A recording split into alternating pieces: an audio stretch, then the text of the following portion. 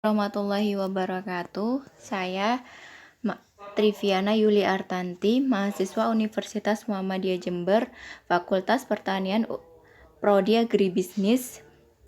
Di sini saya akan meresum sebuah kuliah umum dengan tema Agroinovasi Era 4.0 untuk Pembangunan Pertanian yang Berkelanjutan dengan dosen pengampuh Bu Fevi Nurdiana SPMP, dosen pengampuh Ketahanan Pangan.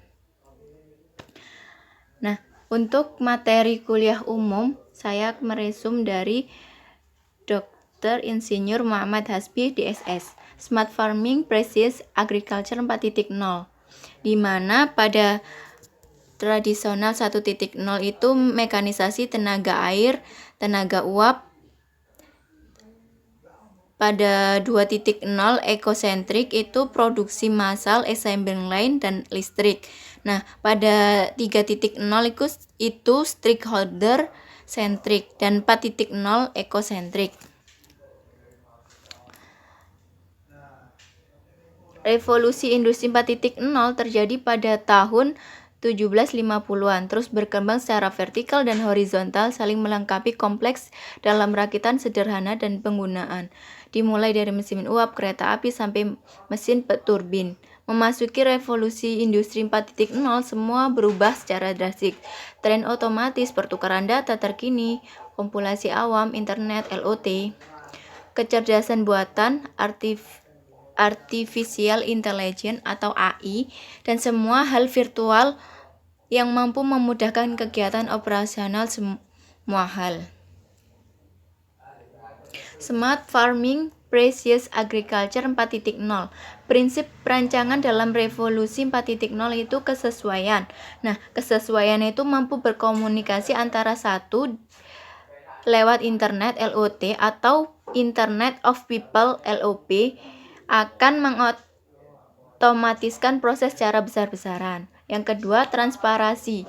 Transparansi informasi ini adalah sistem informasi mampu menghasilkan salinan dunia fisik secara virtual dengan memperkaya model pabrik digital dengan data sensor. Prinsip ini membutuhkan pengumpulan data sensor mentah agar menghasilkan informasi kompleks. Dan yang ketiga yaitu bantuan teknis. Bantuan teknis itu sendiri ada dua. Yang pertama, kemampuan sistem bantuan untuk membantu manusia dengan mengumpulkan dan membuat visualisasi informasi secara menyeluruh agar bisa membuat keputusan bijak dan menyelesaikan masalah genting yang mendadak. Yang kedua yaitu kemampuan sistem siberfisik untuk membantu manusia secara fisik dengan melakukan serangkaian tugas yang tidak menyenangkan, terlalu berat, dan tidak aman bagi manusia. Keputusan mandiri yaitu kemampuan sistem siberfisik untuk membuat keputusan sendiri, melakukan tugas semandiri mungkin bila terjadi pengecualian, gangguan, atau ada tujuan perseberangan. Inovasi harus mencakup banyak aspek seperti kelembagaan sistem sosial, teknologi, proses produksi, pasar, pemasaran. Untuk menghadapi 4.0 dengan menjalankan sistem pertanian dan riset operasional. Inovasi sendiri itu merupakan perubahan pengetahuan sesuatu yang menjadi investasi, sementara riset merupakan perubahan investasi menjadi suatu pengetahuan. Smart Farming Precision Agriculture 4.0 itu seperti gambar yang sudah tertera pada tradisional farming berubah menjadi mesin, kemudian mesin dihubungkan dengan internet sehingga kecerdasan yang dibuat dapat dijalankan hanya melalui internet. Nah, pertanian yang akan pada 4.0 ini.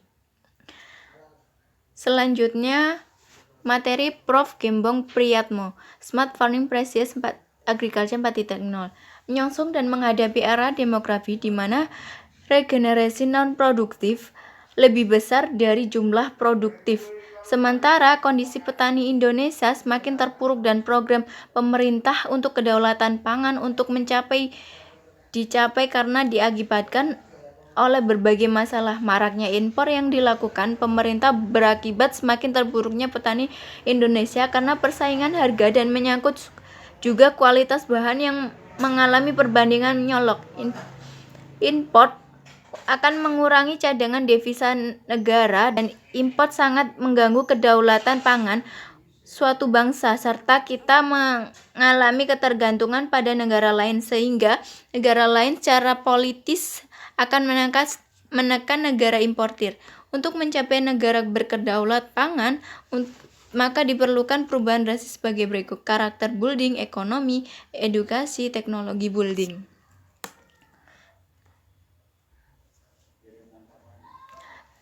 Pertanian urban adalah praktek budidaya, pemrosesan, distribusi bahan pangan di sekitar kota. Pertanian urban juga melibatkan peternakan, budidaya perairan, wanatani, dan hortikultur. Dalam arti luas, pertanian urban mendeskripsikan seluruh sistem produksi pangan yang terjadi di perkotaan. Mengingat kondisi lahan perkotaan dan pedesaan sudah semakin lama semakin menyempit, serta kondisi tanah semakin rusak akibat revolusi hijau. Urban farming bukan hanya dalam dunia pertanian dalam arti sempit, tetapi menyelimuti dunia usaha perikanan, hortikultur, peternakan. Teknologi urban farming yang ramah lingkungan sebagai contohnya menggunakan kaleng bekas, botol air mineral, jerigen bekas, minyak dapat digunakan untuk menanam padi, sayuran, tomat, buahan, cabai, tanaman hortikultur lainnya.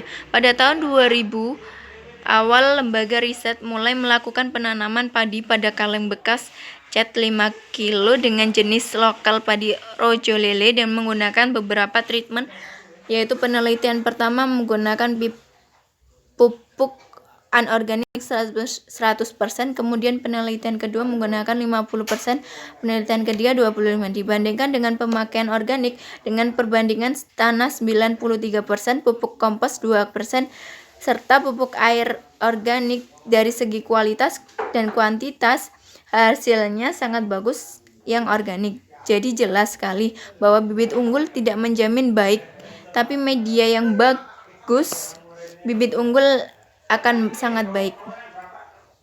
Nah, ini sertifikat hasil kuliah umum.